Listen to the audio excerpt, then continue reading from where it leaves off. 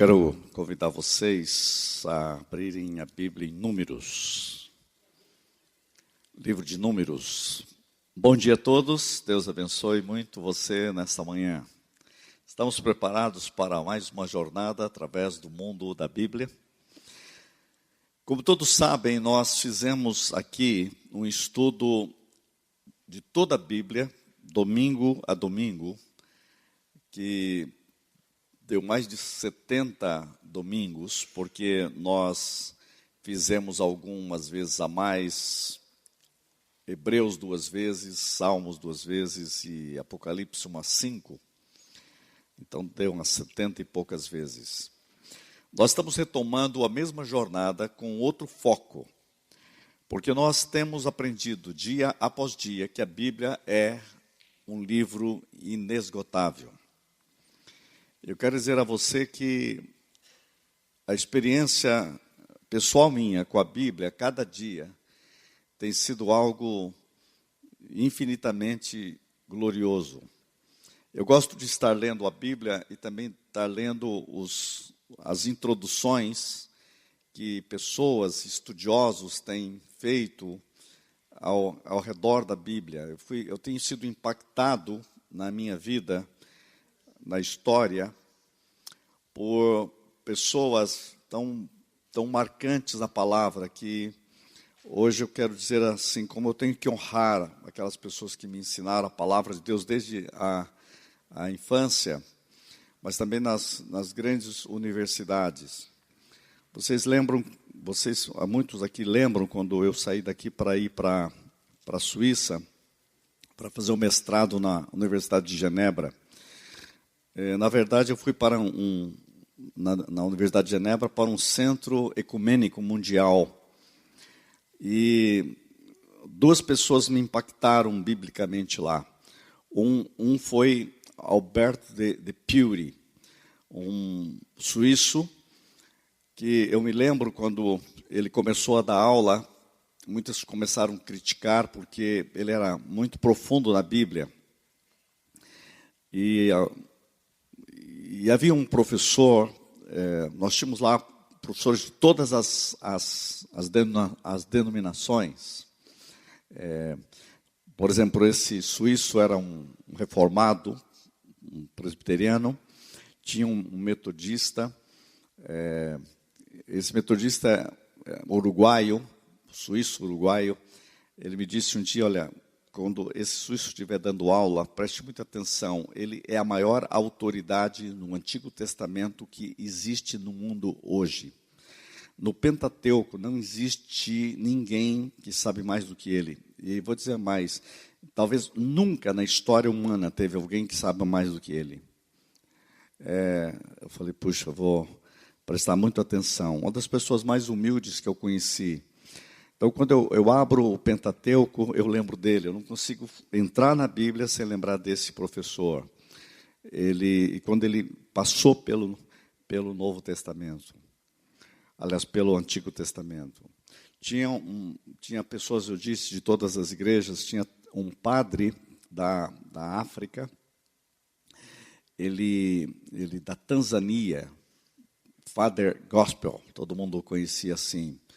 Este homem, ele deu aula, eu não tinha tido aula com ele no primeiro semestre, e uma moça da Índia, aliás, da China, disse para mim, olha, você pode escolher a matéria que você quiser, escolha este homem para dar uma aula. Ele é o homem mais cheio de amor e de Bíblia que você vai ver. E foi fantástico. Este homem, ele estudava a Bíblia no original, ele não usava a Bíblia na tradução, usava direto no hebraico e no grego. Ele tinha estudado em Jerusalém, para vocês terem uma ideia, a Bíblia no hebraico, depois tinha estudado na Grécia, a Bíblia no Novo Testamento. Esse homem havia defendido a tese dele de doutorado sobre a vida de Davi. Ele me deu uma cópia da tese dele, em inglês, lógico. Ele usou 700 livros para estudar a vida de Davi. O livro dele chama-se Mais Forte do que a Morte. Mais Forte do que a Morte. Bem, tudo isso eu estou dizendo para vocês que essas pessoas me ajudaram muito a compreender a palavra de Deus. E eu, quando entro na Bíblia, sempre eu honro a Deus por causa daquelas pessoas que me ensinaram as Sagradas Letras. Desde criança, aos 5 anos de idade, quando minha mãe estava ministrando para que eu decorasse a Bíblia.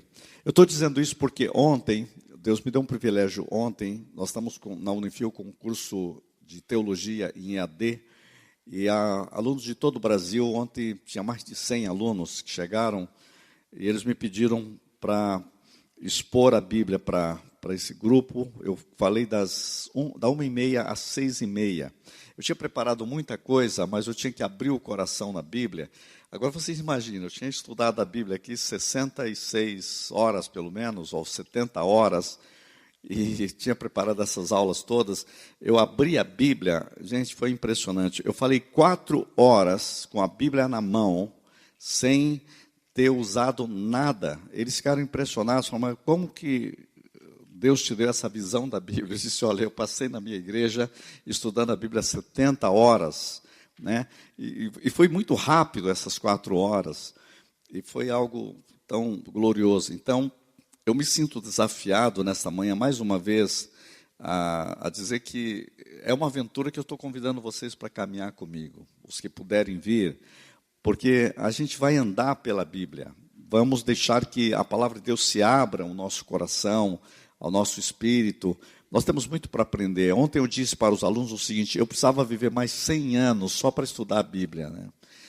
Mas como eu vou viver eternamente para conhecer Deus, mas é tão maravilhoso ver os segredos que estão aqui, tão profundos, a gente vai pensando as coisas, e isto é glorioso. Eu estou em Números, eu quero dizer para vocês que o que me impressiona é o seguinte, você tem que sempre ter em mente o que nós estamos falando aqui. Nós estamos falando sobre Deus é Salvador.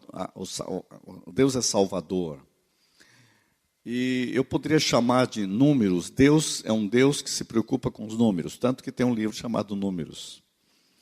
Existe uma matemática de Deus. E essa matemática de Deus eu vou chamar hoje o livro da matemática da salvação de Deus. Vamos deixar que Deus matematize em nossas vidas a sua palavra. Gente, uma coisa que eu preciso dizer a vocês mais uma vez é o seguinte, há uma grande diferença entre uma visão religião e uma visão evangelho. Não que o evangelho não seja uma religião, mas existe uma religião segundo Deus e existe uma religião segundo o homem. É muito interessante isso na Bíblia, quando você está no Pentateuco, você já vê isso, e estou falando de salvação. Porque a religião diz assim, eu tenho que fazer as coisas para que Deus me aceite.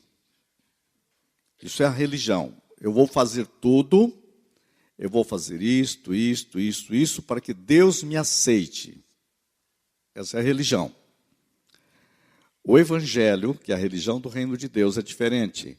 Deus me aceitou por causa de Cristo. Por isso eu vou fazer tudo. Deu para ver a diferença? Deus tem que tirar o povo de Israel do Egito. A religião diria o seguinte, olha, eu vou dar para vocês uma oportunidade, se vocês fizerem tudo certinho, está aqui a lei, está aqui tudo isso, daqui 6 anos, se vocês praticarem isso, eu vou tirar vocês do Egito. Entendeu? A religião seria isso. Foi isso que Deus fez? Não. Deus tirou eles do Egito, aí deu a lei para eles, diz, agora vocês vão viver isso aqui. Primeiro Deus tira, para depois mandar viver. A religião manda você viver, para depois você ser tirado. É simples isso. Se você tem que entender que o diabo sempre vai criar uma religião para dizer que você tem que fazer. Por isso que Jesus chega e diz para os religiosos, vinde a mim, todos vós, que estáis cansados e oprimidos, e eu vos aliviarei. A gente pensa que ele está falando isso para o pessoal lá do mundo que está no pecado, tá, né? Está falando para o pessoal religioso. A religião cansa. Mas ele disse, o meu fardo é leve, o meu jugo é suave. Porque eles estavam dizendo que o fardo que os fariseus colocavam, que os religiosos colocaram, era muito pesado. Ninguém conseguia viver. Alguns já ficavam brandando mais. Jesus chega e diz, olha, para com tudo isso. Vinde a mim. Vocês estão cansados de oprimido, e eu vos aliviarei. Tomai sobre vós o meu jugo e aprendei de mim, e vocês vão encontrar descanso para as vossas almas. Esse é o Evangelho.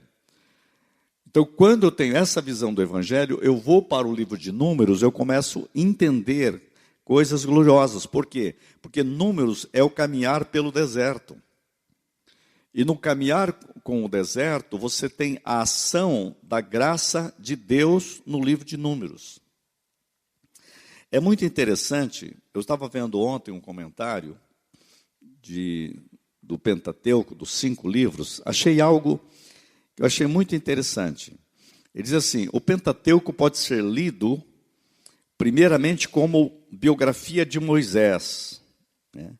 Moisés é o ator principal. Né? Mostra, por exemplo, Êxodo, Deuteronômio, está sempre falando disso. Né? Aí diz algo que eu achei surpreendente. Em Gênesis, você tem a criação e a promessa da terra. Em Êxodo, você tem do Egito e vai até o deserto do Sinai. Levítico, você tem a revelação do conteúdo, da totalidade de Deus. Isso que eu falei a semana passada. Em Números, você tem do Sinai, pelo deserto, a Moabe, até a divisa da terra prometida. E Deuteronômio, você tem as instruções para a vida na terra da promessa. Que vida que você tem que viver lá? Números, você tem o tratamento de Deus, a matemática de Deus. Você tem Deus pontuando coisas gloriosas que você tem que viver. Então, quando eu estou falando em salvação, eu quero olhar Números dessa forma. Olha algo interessante no livro de Números. Números vai falar do Sinai, do deserto e Moabe. Números, igual Êxodo, vai falar da Páscoa, né? Vai falar do maná e das codornizes, que Deus é um Deus que vai responder com maná. Vai falar da água da rocha. Vai falar como que Deus vai trabalhar a liderança.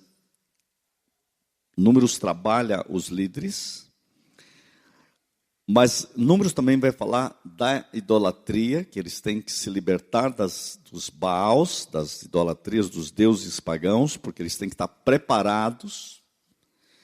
E 6 notícias que acontecem na caminhada.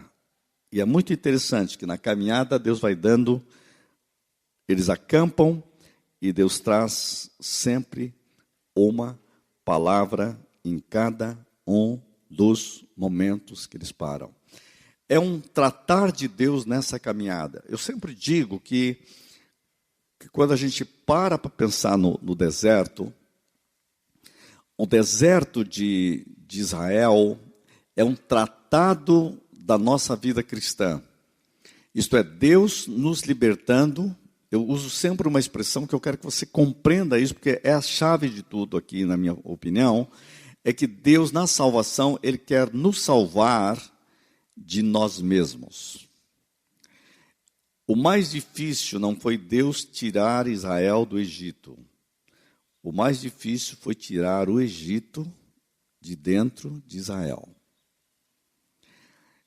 Então, o deserto foi uma sala de aula. Mas porque eles, em vez de viver aprendendo com a palavra de Deus e a vontade de Deus, se tornou uma prisão. Então é muito sério quando na vida cristã aquilo que Deus quer ensinar a você, em vez de se tornar a sala de ensino, se torna a sala de prisão. Eles tinham que passar rápido pelo deserto. Mas eles, em vez de agir da forma de Deus, do modo de Deus, eles entraram em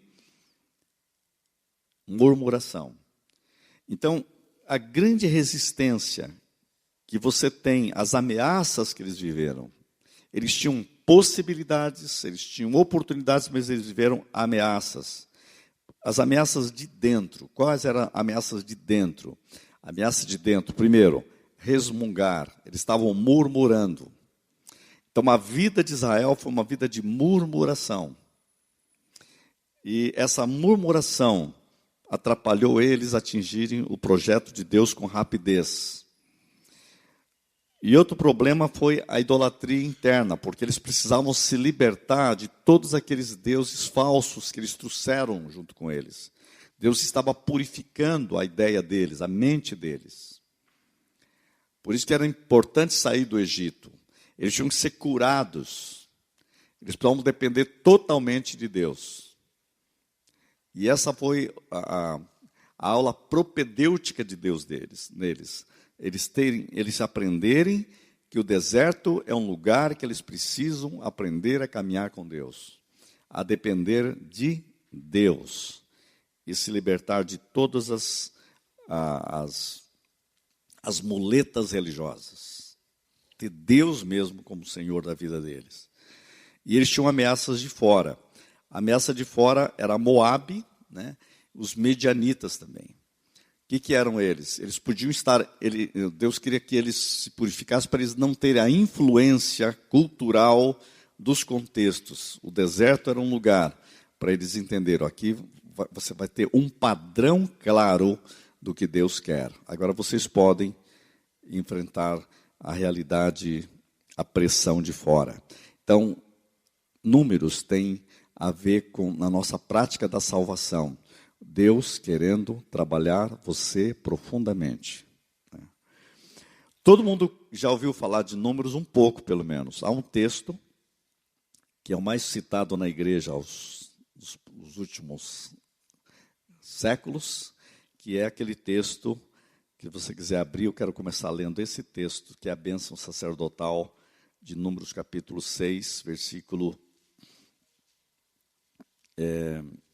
vou ler 22 ao 27 para você entender.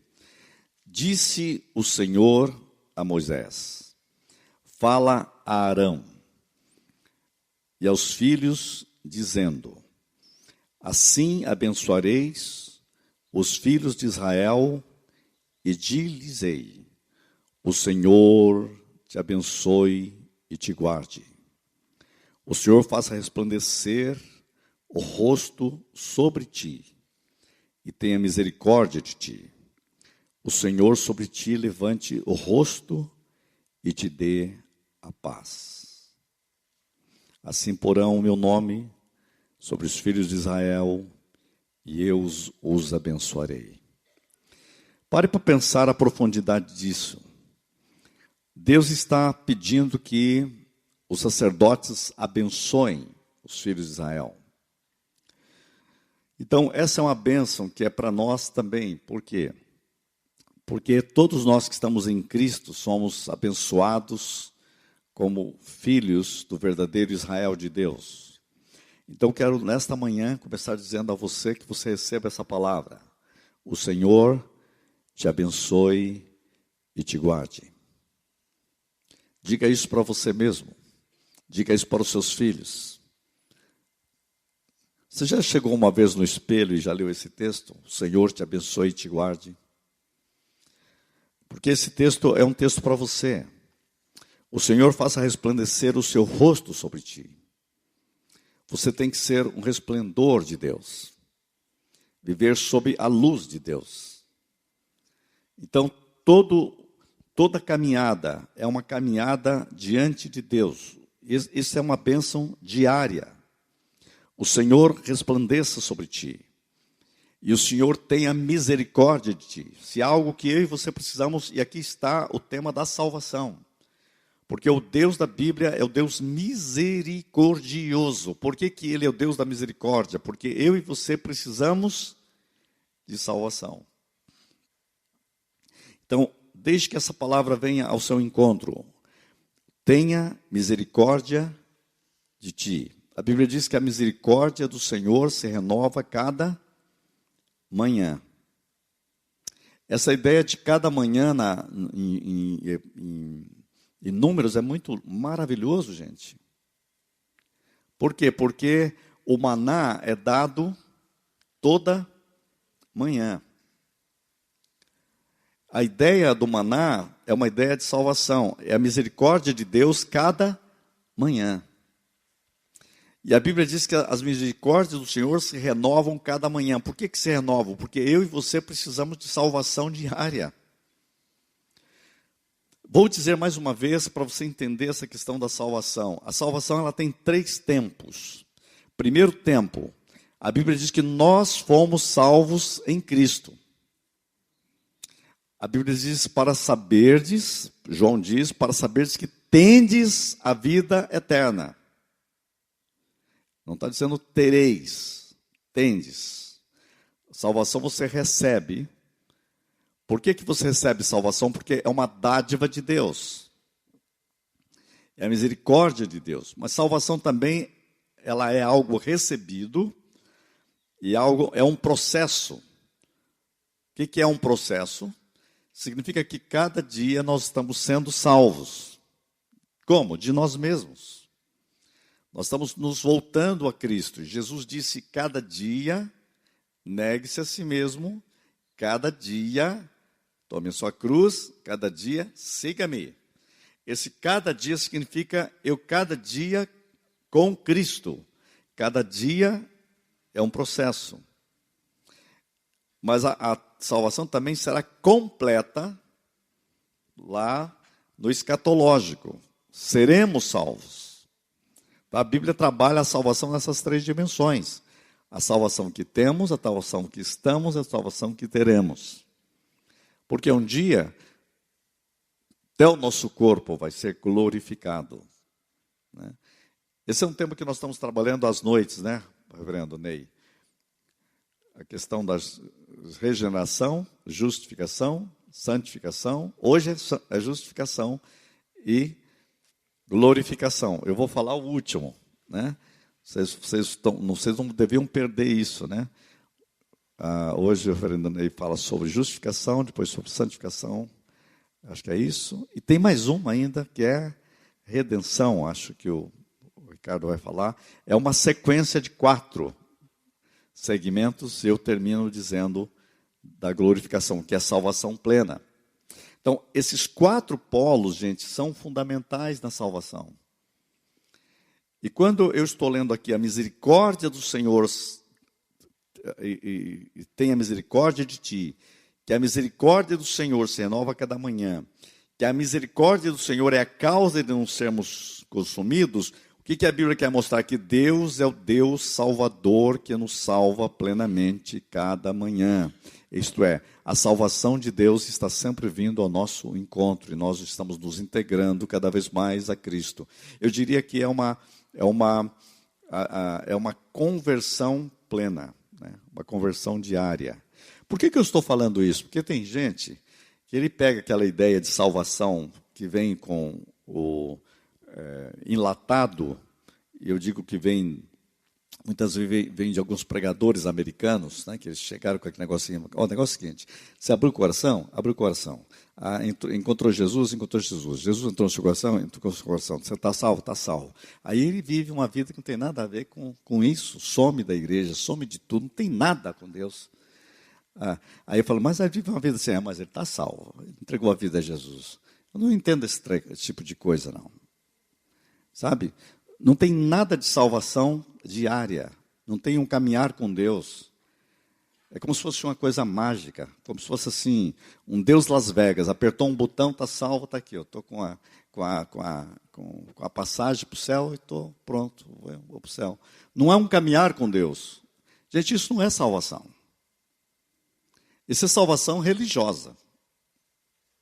Salvação Uma salvação assim, causa e efeito. Na Bíblia não é isso, salvação. Salvação é um andar com Deus. Salvação é um viver em Deus. Salvação é comer o maná cada dia.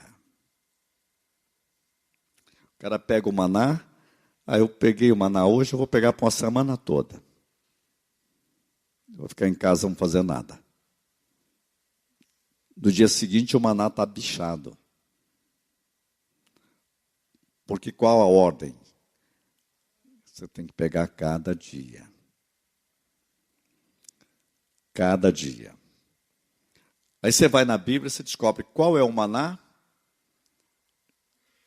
No Novo Testamento, Jesus disse: vocês estão dizendo que Moisés deu o maná? Foi meu pai que deu o maná. Eu sou o pão vivo que desceu do céu. O que Jesus está dizendo? O maná sou eu. Bem, já que Jesus é o maná, como é que a gente fazia para comer o maná? Cada dia. E Cristo? Cada dia. Gente, salvação é um caminhar com Deus cada dia. É um viver com Cristo cada dia.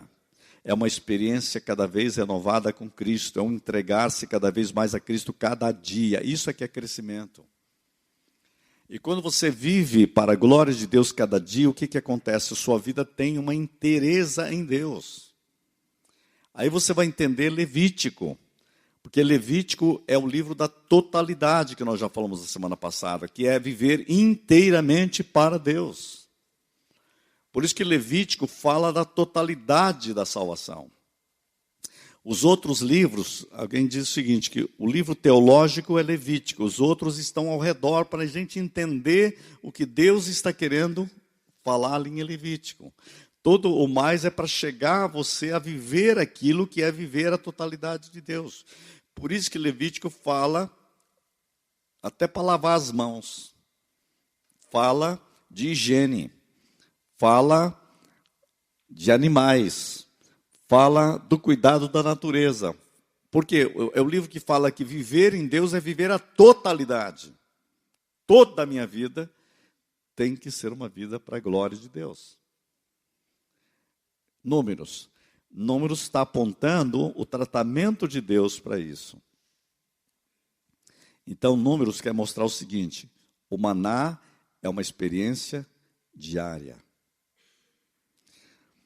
Uma vez uma pessoa bem simples me explicou algo do maná que eu não tinha visto na Bíblia. Por isso que a gente tem que aprender com todos, né? Uma pessoa da pequena cidade. Ele falou: sabe o que eu observei no maná? Duas coisas. Era preciso levantar cedo para pegar o maná. Segundo, quanto mais eu me encurvar, mais maná eu pego. Que lição que você aprendeu aí? Primeiro, comece a sua vida com Cristo. Cada manhã. Bem cedo. A primeira coisa que eles faziam, sabe o que era? Pegar o maná.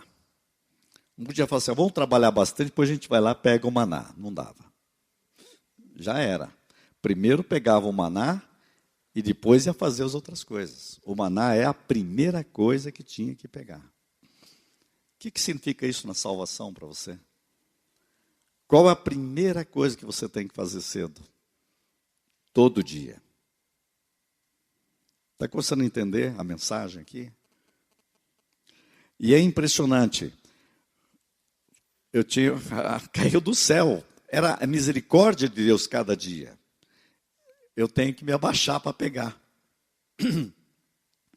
Eu tenho que me curvar para pegar. Aí ele me ensinou uma lição, esse irmão bem simples. Eu preciso me curvar perante Jesus Cristo cada dia. Logo de manhã. Humildade. Dependência. Entrega. Vivendo e aprendendo. Cada dia. Eu vou dizer da salvação, Números para mim aponta a salvação cada dia. E o maná é Cristo. Não, e se guardava, ficava podre, né? Qual que era a ideia aí? É a ideia que eu não posso ficar dependendo de uma experiência velha. O caminhar com Cristo é diário. Aí se encontra uma pessoa, se você entregou a vida a Cristo, assim, há 20 anos atrás, uma vez eu tive uma experiência com Cristo. O Maná está com 20 anos só. E hoje? Qual a sua experiência de Cristo hoje? Você começou com Cristo hoje? Atravessou o dia com Cristo hoje? Terminou o dia com Cristo hoje? Gente, salvação é um modo de viver. Essa é a matemática de Deus. Ensina-nos a contar os nossos dias de tal maneira que tenhamos um coração sábio. Contar os dias. Eu diria que a mensagem para mim mais forte de salvação em números é essa. Cada dia com Cristo.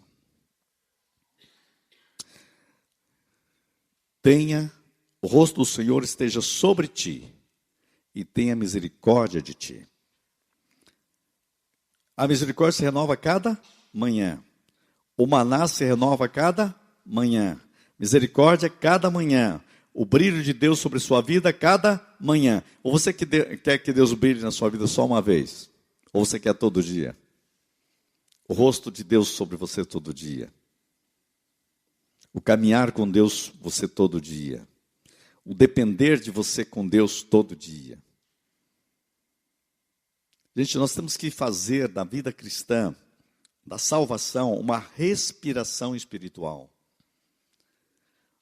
Assim como você precisa do oxigênio, e você não pode ver mais que 2, 3 minutos sem oxigênio, você precisa do oxigênio de Cristo, cada dia. Uma respiração espiritual, porque é viver no reino, é viver sob esta face resplandecente de Deus, da misericórdia de Deus que se renova a cada manhã, e a misericórdia de Deus é a causa de não sermos consumidos. E é bem claro isso, você não é consumido não é porque você é bonzinho, você não é consumido por causa da misericórdia de Deus. O que sustenta você é a misericórdia de Deus. A misericórdia de Deus se renova a cada manhã. Você tem muito para agradecer. Uma coisa que você tem que agradecer de manhã, Senhor, eu te agradeço porque a tua misericórdia sobre a minha vida se renova a cada manhã. Você sabe por que você vai entrar no céu? Por causa da misericórdia de Deus. Se você chegar na porta do céu, uma vez, você sabe que a gente estuda teologia e é maravilhoso. Vocês talvez não... Já ouviram falar de vez em quando, alguém cita aqui. Teve um teólogo suíço chamado Karl Barth. Karl Barth, ele é considerado o maior teólogo da história do cristianismo. Talvez só depois de Paulo. Karl Barth. Tanto o mundo protestante como o mundo católico reconhece ele como o maior de todos os teólogos. Eu tenho uma das obras dele, eu tenho vários, mas a obra dele máxima chama-se Eclesiástica da Igreja, né? Dogmática da Igreja. São 13.000 páginas. 13.000 páginas. Eu não sei se outra pessoa aqui na cidade tem essa obra, né? Nem as universidades têm. 13.000 páginas. Ele não conseguiu terminar. Ele morreu antes. Morreu no dia 10 de dezembro de 1968, depois de celebrar a ceia com a Bíblia. Encontraram ele, em algum momento ele faleceu com o rosto em cima da Bíblia. Estava lendo a Bíblia. Esse homem, ele escreveu um dia o seguinte: quando eu chegar ao céu, eu não vou dizer eu sou Karl Barth, Porque eu teria que trazer um carrinho, trazendo todas as minhas obras teológicas, dizer eu que escrevi tudo isso, por causa de Cristo. Então eu tenho direito a entrar. Não. Eu direi, Senhor, eu estou aqui por causa da tua misericórdia. Só a tua misericórdia me faz entrar no céu. Coisa tão simples. Coisa tão simples. Ele foi aos Estados Unidos, ele não aceitava muito sair da Suíça, mas quando ele se aposentou, foi dar umas aulas nos Estados Unidos, os auditórios superlotavam, o intelectual de uma universidade levantou e disse, qual é a sua maior descoberta no mundo da teologia durante esses 60 anos? Todo mundo esperava que ele ia fazer uma super resposta, porque ele era um Einstein, né, do mundo da Bíblia e da teologia. Sabe o que ele respondeu? Minha maior descoberta é a seguinte: Jesus Cristo me ama a mim, porque a Bíblia o diz assim. Essa é a maior descoberta. O que ele estava dizendo? Deus é o Deus da misericórdia. E olha o que diz o texto. O Senhor sobre ti levante o rosto e te dê paz. Gente, salvação é paz. Paz. Essa palavra tão pequena, hein? Paz. O que mais falta no mundo? Paz. O que falta entre as nações? Paz. Gente, o que falta nos jovens é paz. Estou preparando umas aulas de antropologia para a universidade. Eu estava fazendo uma pesquisa essa semana, fiquei impressionado. Vocês sabiam que a maior causa de morte hoje na Europa, em primeiro lugar, de pessoas de 24 a 40 anos, primeira causa é o suicídio. E agora está crescendo de jovens de 15 a 24 anos. Primeira causa de morte é o suicídio. Nessa idade. O que mais falta ao ser humano? Paz. Paz. Quando eu leio a palavra paz, eu estou falando em salvação em números. Por quê? Porque Paulo escreve, justificados, pois, mediante a fé, temos paz com Deus. Paz com Deus. Então, salvação é paz. Olha só. O Senhor sobre ti levante o teu rosto e te dê a paz. Não há nenhum nível de paz mais poderosa do que a paz que eu tenho e você tem, porque Cristo nos salvou. Paz com Deus. Cristo veio para nos dar paz com Deus. É interessante que a Bíblia não fala apenas paz com Deus, mas a Bíblia fala também de paz de Deus. A paz com Deus eu tenho por causa de Cristo. A paz com Deus eu recebo. Agora, a paz de Deus é salvação desenvolvida. Por que é paz de Deus? Eu preciso que essa paz de Deus cresça na minha vida cada vez mais. Como? À medida que eu caminho com Deus, à medida que eu dependo de Deus, eu tenho a paz de Deus nas minhas emoções, a paz de Deus na minha vontade, a paz de Deus em todos os territórios da minha vida.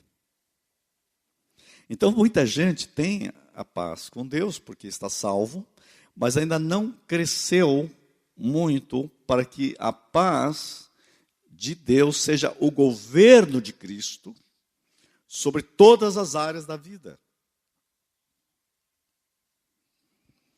Se você abrir lá em Isaías, se quiser abrir em Isaías capítulo 9, diz assim: E um menino vos nasceu, um filho se nos deu, e o governo está sobre os seus ombros. Ele será chamado Conselheiro, Deus Forte, Pai da Eternidade e Príncipe da Paz. Para que aumente o seu governo e venha paz, estou falando de cor, hein? Sem fim. Aumente o seu governo e venha paz sem fim. Salvação não é paz apenas que eu recebo, mas é o governo de Cristo que gera uma paz sem fim na sua vida. Então, áreas da sua vida que não foram tocadas pelo governo dele, aumente seu governo e venha a paz. Aumente seu governo e venha a paz. Quanto mais você é tocado por Cristo, mais haverá paz. O governo de Cristo gera paz na mente, nas emoções, na vontade, em todos os territórios da nossa vida. Números está falando: o Senhor sobre ti levante o teu rosto e te dê a paz. Olhe para Deus, olhe para Cristo. Cristo é aquele que o governo dele, diz Isaías, gera paz. Nós vamos chegar em Isaías para falar de salvação. Vocês vão ficar surpresos. Isaías é o livro que mais fala de salvação no Antigo Testamento. É considerado o evangelho do Antigo Testamento, é Isaías. Por isso que eu já estou apontando lá, porque não consigo fazer algo desligado. Você liga a realidade da paz aqui, e Números, onde está dizendo: o Senhor sobre ti, levante-te o rosto e te dê a paz. Você imagina o povo de Israel no deserto, ouvindo falar de paz. Ouvindo dizer que há uma bênção e Deus me abençoa com paz. E esta paz de Deus enche, invade a nossa vida e o nosso coração. Deus é o Senhor da guerra. Ele se revela como o Senhor da guerra, mas Ele é aquele que gera no seu povo paz. Ele guerreia contra os inimigos do seu povo para gerar paz. Isso é uma coisa muito impressionante. Você sabe que, eu não sei quantos de vocês aqui já foram a Israel ou a Jerusalém. Eu vou dizer algo que me impressiona. Eu fui 2 vezes a Jerusalém. O que mais me impressiona, quando você fala, vamos para lá, está sendo feita aí uma campanha já para ir, tem muita gente com medo, né? Porque eu ouvi tanta notícia de bomba para lá e bomba para cá, e guerra, que tem medo de uma viagem dessa. Mas eu vou dizer uma coisa para vocês, tire isso da cabeça. Um dos lugares mais cheios de tranquilidade e paz que você vai encontrar no mundo é Israel. É muito impressionante. Quando você chega em Jerusalém, você tem um alento de paz. Eu vou dizer uma coisa para vocês. É um dos lugares que, quando você chega, você já tem saudades. É incrível. Tem coisas que você tem saudades para na hora que vai embora. Lá você já sente saudades na hora de chegar. Aí entra no reino espiritual, né? A Bíblia diz que o anjo, o príncipe de Israel é Miguel. É o único lugar que o anjo é do exército diferente. Gente, é impressionante. É impressionante. É impressionante. Muita paz. Ele é o príncipe da paz. Para não dizer que Jerusalém é uma cidade de luz, né? Vocês sabem que todos os prédios de Jerusalém têm a mesma face. É tudo feito com pedras, a pedra que tem de lá, é uma pedra dourada. É uma cidade dourada. Então, quando o sol bate, brilha a cidade inteira. É uma cidade única. Não tem nenhuma igual. Todo prédio lá é igual. Aquele brilho total. Né? Mas haja paz. E é interessante que a Bíblia, quando diz para você orar para o Jerusalém, é para orar para que haja paz em Jerusalém. Eu penso que os judeus do mundo inteiro oram para que haja paz em Jerusalém. Então, quando você chega lá, a primeira coisa que você sente é paz. É como se fosse assim, vamos falar, uma energia convergente de paz. Além de ter a promessa de Deus. Por isso que o salmista diz, todas as minhas fontes estão em ti, ó Jerusalém. Então, quando você tem essa marca, você não tem que fazer disso uma idolatria, mas é uma questão de testemunho, quer dizer, Jerusalém é um testemunho de paz. E eu estou ligando essas coisas para vocês observarem que a paz é alguma coisa que deveria invadir nossos lares. Aumente o seu governo. Deve invadir as relações de maridos, as relações de pais e filhos. O governo de Cristo é salvação. Então, a salvação de Deus é marcada pela paz. E assim porão o meu nome sobre os filhos de Israel, e eu os abençoarei. Isso significa que esta palavra deveria ser a bênção sobre cada filho, sobre cada pessoa. Então, quando eu estou chamando vocês para o livro de Números, eu quero mostrar para vocês essa questão dessa matemática gloriosa de Deus. Interessante, por que é chamado o livro de Números? No capítulo 1, você vai encontrar que levantai, versículo 2, levantai o censo de toda a congregação dos filhos de Israel, segundo as suas famílias, segundo a casa de seus pais, contando todos os homens, nominalmente, cabeça por cabeça, da idade de 20 anos para acima. Gente, como é tremendo isso. Deus fazendo uma matemática do seu povo.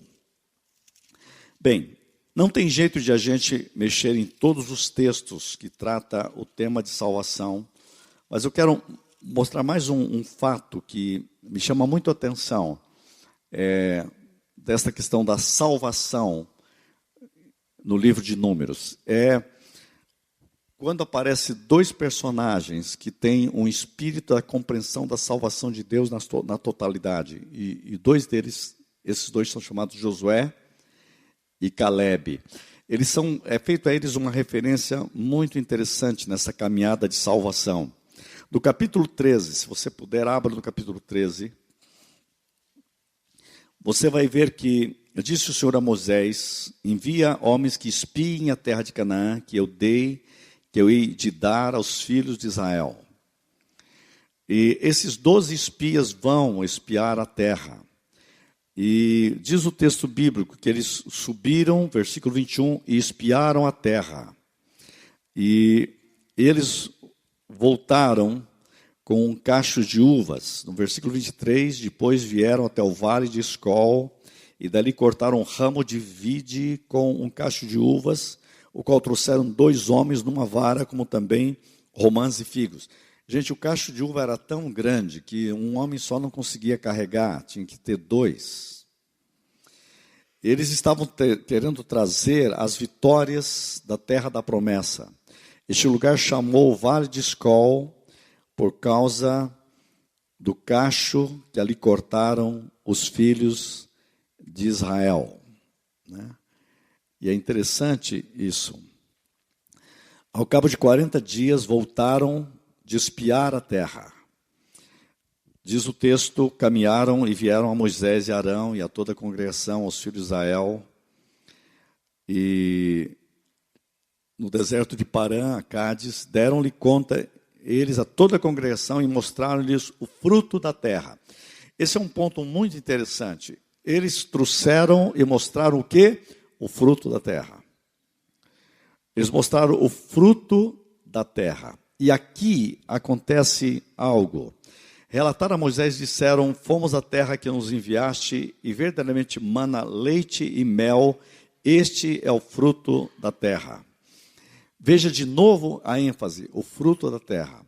É para mostrar algo para nós muito interessante. Deus quer, na nossa salvação, sempre trazer para nós o fruto da terra, isto é, o fruto da promessa futura de Deus para as nossas vidas. E você precisa compreender, olhar para o fruto da terra.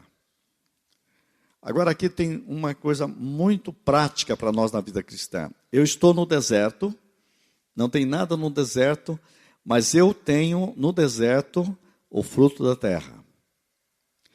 Isso mostra que muitas vezes na sua vida, na sua luta de salvação, na caminhada de salvação, você vive, a circunstância não é tão boa, você está no deserto, olha para todos os lados, não tem saída, e o que eu tenho de Deus para mostrar que eu tenho que ter esperança? Deus chega para você e mostra o fruto da terra. O fruto da terra é aquilo que nós já temos direito em todo o reino de Deus em Cristo. Tudo que nós temos nele, Deus traz o fruto da terra. O reino já chegou. O que chegou? O reino todo? Não, só o fruto da terra. São as marcas do futuro que já chegaram. Por isso que eu creio que a igreja tem que ser um lugar de milagres. Tem que ser um lugar de cura, uma coisa real de Deus. O lugar onde o fruto da terra já chegou. Você olha para a sua família, você vê lutas, dificuldades, desertos. Parece que não há esperança. Mas Deus traz o verdadeiro Josué nosso, que é Cristo, traz o fruto da terra. Surpreendente. De repente, surpreendente. Eles já estão caminhando, estão cansados. E agora o que acontece com eles? Que eles, em vez de olhar o fruto da terra, eles olham as circunstâncias. Interessante que eles trouxeram o fruto da terra, mas 10 deles começaram a olhar as dificuldades. 2 deles, Josué e Caleb, apontam para o fruto da terra. E eles começam a dizer, olha, está aqui o fruto da terra.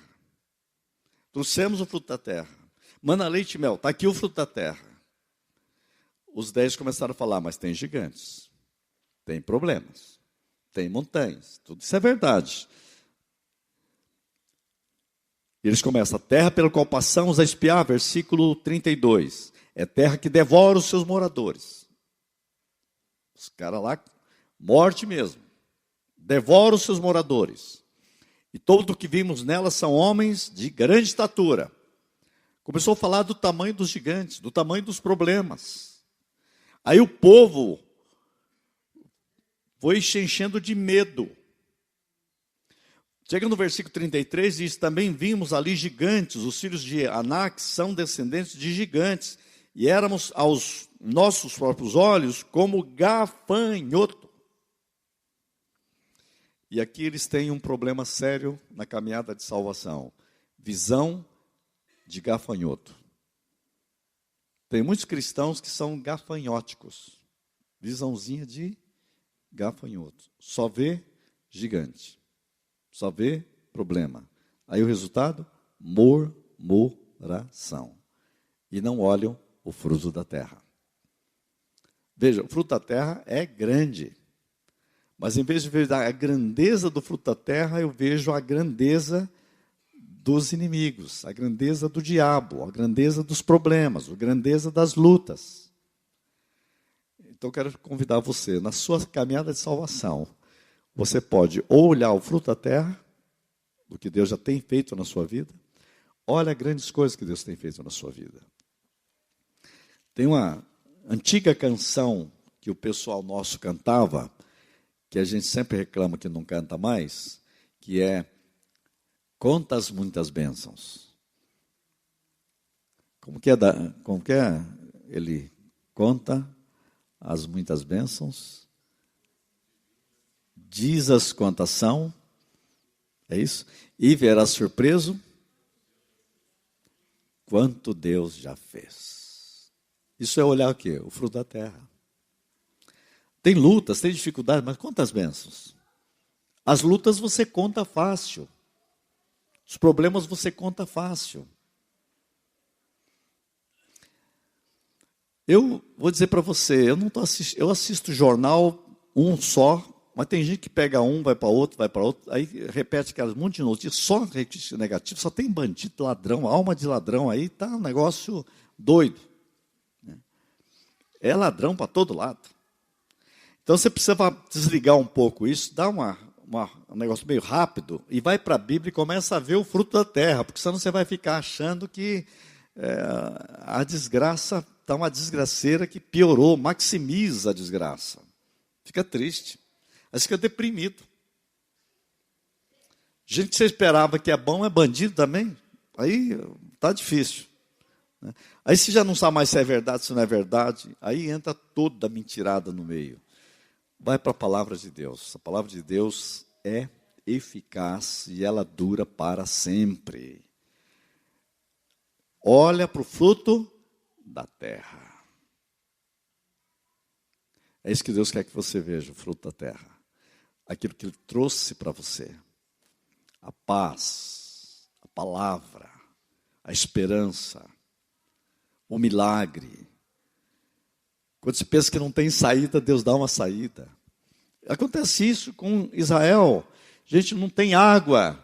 Aí chega lá, não dá tempo de mexer nisso agora, mas a Bíblia diz lá em Coríntios, capítulo 10, a rocha, lá de Números, é Cristo. Quem disse isso? Paulo. A rocha é Cristo. Cristo estava onde? Em Números. Onde? A rocha. Aí chega Moisés lá, Deus fala assim, pega agora, Deus manda ele, bate na rocha. Ele fere a rocha. E a rocha solta água. Fere a rocha. E lá no Novo Testamento, a rocha era Cristo. Cristo é aquele que é a água viva no meio do deserto da sua vida. É um fruto da terra. Né? Ele é o futuro que já chegou. Alguém diz que tem que tirar água de pedra. Bem, Deus é especialista em isso. Em Números, Ele tira água da pedra. E outra vez acontece, na segunda vez foi muito interessante, né? Fale com a rocha. Aí Moisés vai lá e bate. Deus fica bravo com ele. Não mandei bater, mandei só falar com a rocha. A rocha já foi ferida a primeira vez. Agora você não tem que ferir de novo. Você não tem que crucificar Jesus outra vez. Agora só fala com ele. Jesus, eu preciso de água. Pronto. Fale com ele. Senhor, nós estamos no deserto, a vida está difícil. As enfermidades estão aí. O mundo está doente. Hoje eu preciso daquele milagre de Jesus. Comerão qualquer coisa mortífera, não fará mal nenhum. Né? Então, hoje não precisa de uma serpente morder você para ser mortífero. Hoje até comida já é mortífera. Eu preciso da misericórdia de Deus cada dia. Para me livrar dos venenos. Eu preciso de água no deserto. Eu preciso de Cristo. E Ele diz que Ele é a água viva. Então, como que eu preciso de água? Todo dia ou não? Maná, todo dia. Substância, né? Codorniza, todo dia. Todo dia, Cristo. Alimentando-se de Cristo. Bebendo de Cristo.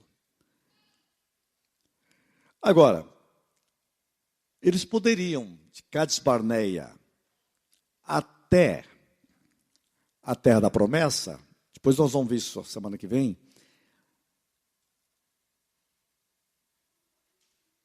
Sabe quantas? 11 dias. 11 dias.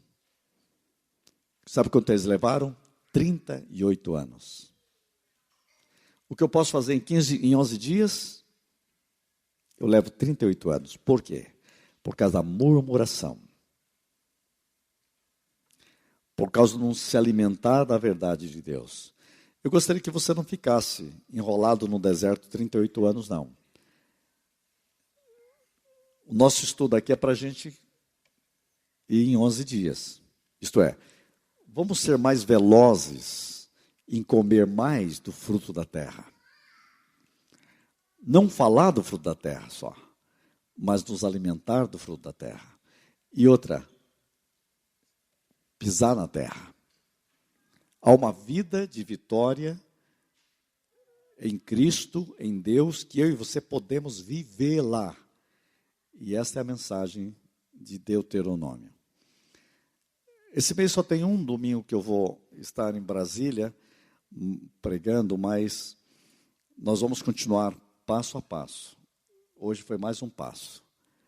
O Deus da Bíblia é o Deus que tem uma matemática que quer que cada um dos nossos dias seja contado para a glória dele. Ensina-nos a contar os nossos dias, na matemática da salvação.